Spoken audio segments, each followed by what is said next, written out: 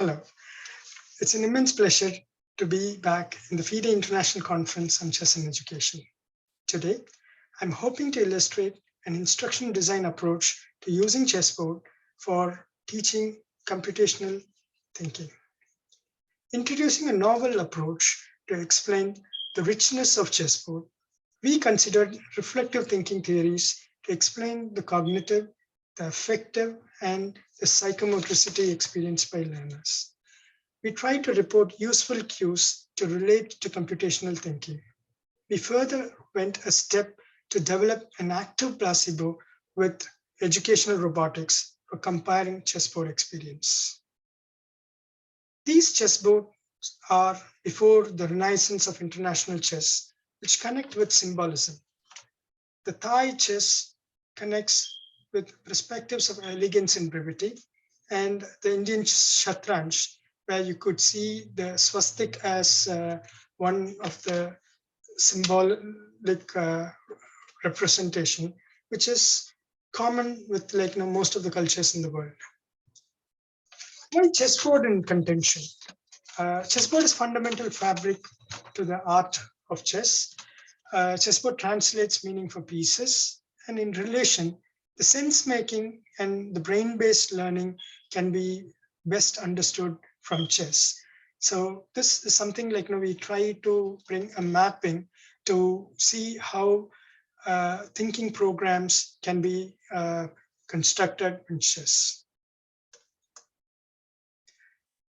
Secondly, we wanted to bring an understanding of the abstraction that chessboard offers in terms of just a checkerboard pattern to understanding where the whole squares are being placed, understanding the movement of pieces, and understanding the whole gamut of the chessboard that you can cover. So the holistic observation on the chessboard is brought from the abstraction. At the same time, you can decompose to the squares or group of squares to understand thinking. That's represented from the lunar cycle, which was first time for me. And we all know about the center and how the movement of pieces are being represented. Thirdly, I want to look into how robots look into chessboard, and from all the lines and files that robots can identify, and the points that map the intersection points. Chessboard is sensed that way, very fundamental way. And on the other side, the deduction of pieces is also quite amazing. But these are robotic vision, and then you have these translated into the chess engine planning, the moves that can be predictably generated. And then once again, you come back to robotic systems with the manipulators and the grippers to execute the moves. Getting back to the research perspective, the functionality of the chessboard is something that we want to understand from the instruction design that we delivered in chess. For some instance, we don't emphasize more than the orientation of chessboard. But once again, these three questions form the basis of our particular research. And additionally, we want to understand about how special educators would use chess to their advantage, especially in terms of children with autism and in relation to the immersive learning environments, and ultimately understand the context of immersive and continuous learning experience that occurs within the chessboard. Looking into the background, we looked into the FIDE handbook article 2.1, which mentions about the right orientation of chessboard. And of course, there's a lot of description on the Braille chessboard, which gives more dynamic nature of the three-dimensional space that is explored on the chessboard.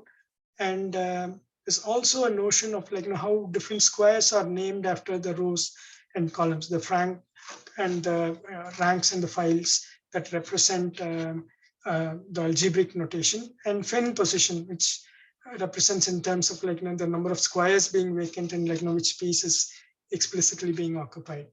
Apart from that, there's a fair amount of dealing in terms of understanding the immersive space that can be well understood from the chessboard rather than from the chess pieces. Coupled with brain-based learning, we are exploring if chessboard brings a contextual engagement for brain-based learning, or if it can functionally provide a reinforcement for brain-based learning. These are the two areas like we are looking into.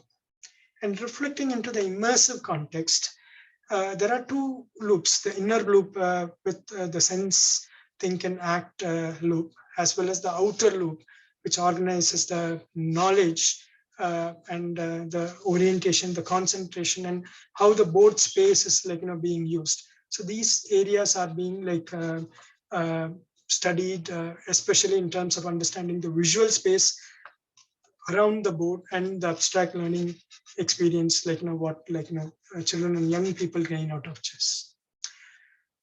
Looking this from a robotic perspective, the four computational thinking is represented by the decomposition, abstraction, the pattern recognition, and the algorithms. And this gives a fair snapshot of how the sense, think, and act paradigm works in terms of exploring the environment, thinking and planning about making the path planning works, and robot that makes the action. So this loop is being expanded. And we did the same thing to understand chess, how it relates to computational thinking and the four pillars of it. And we brought the computational intelligence and the sense-making aspect to bring the first form of the mapping. And secondly, the conceptualization in the chessboard as an immersive space, which deals with the holistic Gestalt theories of how we can understand the whole chess just from the field of view. Well, is computational thinking decodable? This was a question one of the child asked. And yes, indeed, the way we try to approach this problem was to look into three instruction designs that happens on the chessboard. We took the case of the giant chessboard, we took the case of the Braille chess set, and we took two cases of abstract chessboard. One was the Chroma chess set, which was colored pieces and shapes that resemble chess pieces, and that minimal abstraction was one example of abstraction. And we used Fionica of Dr. Humbert's work, and that brings chess and music parlance together and sees how squares can replicate each patterns of phonica. So that we explored in the pattern recognition. You can see the young boy trying to recollect few patterns relating to the chessboard. And we could also see a young boy discovering joy on looking through chessboard, although he's touching the pieces. And there was also an instance of a young boy using the DGT Centaur, where the board lights up, and it's a very subtle engagement that we explored to explain the computational thinking. So what we emerged through our orientation program is we collected instances and expressions, and we gathered what are possible ways of explaining a context of computational thinking with respect to chess. We continue to develop a blueprint, form of blueprint, to see how we can gather all these experiences, both in terms of the sense, plan, act, think, act loop, as well as the internal loop of how the cognitive, the affective, the feelings, and the psychomotricity, what we were trying to explain with chess. And we brought out certain implications for designing useful programs, especially to nurture creativity, collective and computational thinking. The fabric of creativity in chess what we understood was instruction design was crucial. And if it marries well with the learning environment, then it offered the best outcome. So the learning environment once again had another opportunity for children naturally engaging and immersing themselves.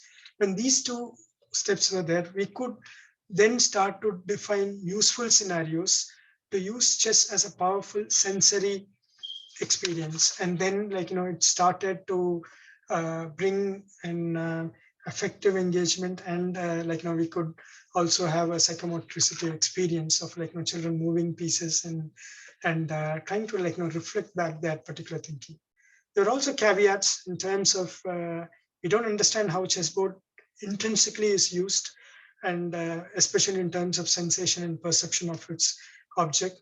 Less research is done around this area, although significant research is already accomplished with chess expertise, with Fernand Gobert, Chase, Simon, and De Groot, all laying out the foundation for it to bring effective cognitive architectures. And the challenge continues with instruction design, and we don't know how it still scales to the reasonable adjustment. We further scaled, the chess environment where the self, the in-board engagement, and the social engagement, and the protected space around it. How chess will scale beyond the chessboard horizon. We developed a small blueprint for its future-proof activities. And finally, to conclude, we want to see what works with chess, especially with these higher order thinkings, to bring meaningful integration of chessboard experience through instructional design. And as a future work, Professor Humberto has aspiration into delivering a liberal arts program. Luis has been doing tremendous work in instruction design for special education needs, and we intend to support more works for the interest of educational communities across the world, especially to enhance non-cognitive skills and enterprising behavior that you saw last time with the dialogic thinking. These are our key reference in terms of using the computational thinking from the BBC for each stage 3 integration. And you can also look into resources of Cubo Robotics. They have detailed suite. And we also looked into the game-based learning using reflective designs. And you would have seen last time, we have dealt extensively in perspective of dialogic thinking, which is to see what children talk back and get an understanding. Well, with due respects to the people who contributed to this particular work, it's just a small list. But at the same time, the thing of the robotics and chess has been there for a long time, and we don't have a comprehensive framework, and we hope this effort will open up to bring large number of engagement with chess. And I wish to emphasize on few contributions that I thought was laid the foundation for this work, especially the support by Dr. Fernand Gobert, who convinced me that we need to take this particular approach, and Dr. Mel Sigel, my advisor at Carnegie Mellon, who both pushed the status quo, what I was looking at with chess and anything to do with higher order thinking in terms of higher education research. And I'm indebted to FIDE to have considered this presentation to be included at the last moment. Apologies to Mr.